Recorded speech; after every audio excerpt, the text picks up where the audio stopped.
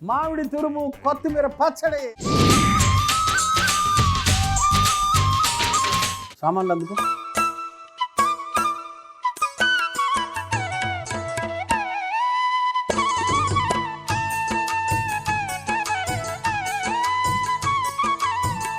Okay, ఇప్పుడు ఏం చేయాలి?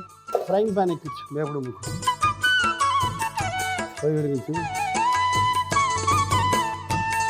ఒక 6 గంటలు నూనెతో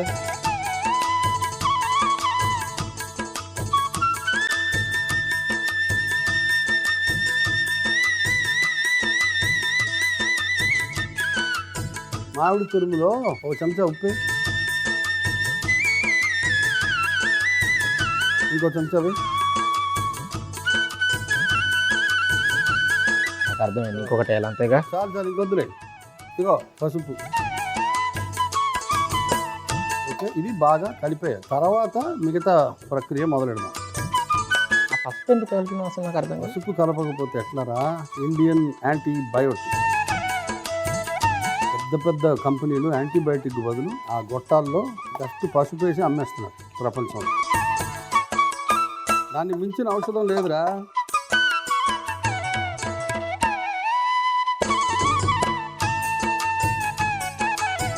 వేడెక్కింది కదా నూనె, బాగా అందులో మెంతులే వేసేసా, ఆవాలు వేసేసా, కొత్తిమీర బాగా వేయించి అది కరకరలాడే స్థాయికి వచ్చేయాలి.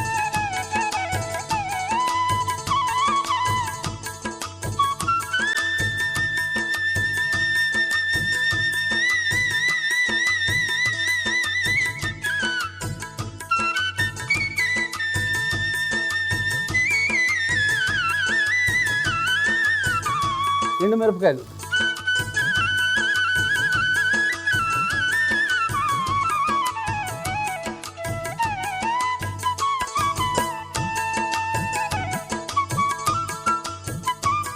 కొత్తిమీర కరకరలాడే వరకు వేయించాలి. కొత్తిమీర పచ్చడి కదా, కొత్తిమీర కరకరలాడాలి.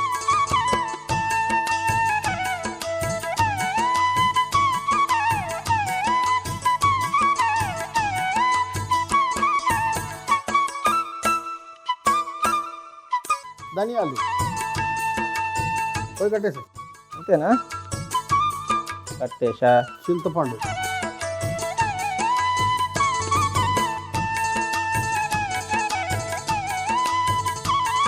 కచ్చా పచ్చాగా రుబ్బుకుంటారు అంతే. చుక్క కూడా నీళ్ళు వేయకూడదు. నీళ్ళు వేసేవనుకో 2 పూటలే వస్తుంది. నీళ్లు వేయలేదనుకో 2 వారాలు వస్తుంది.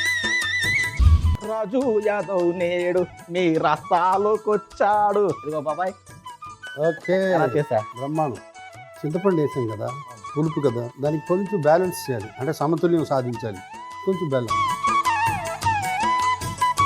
ఉప్పు పసుపు కలిపిన మామిడి తురుము అందులో కలిపి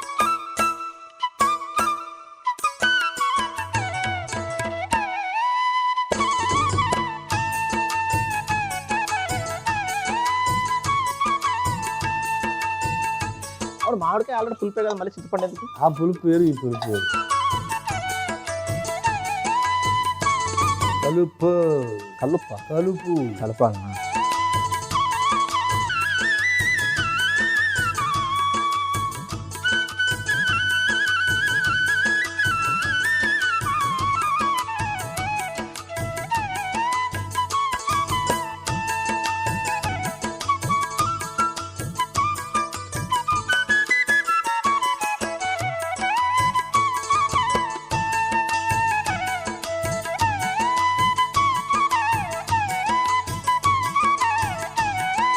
మట్టి పాత్ర అందుకో.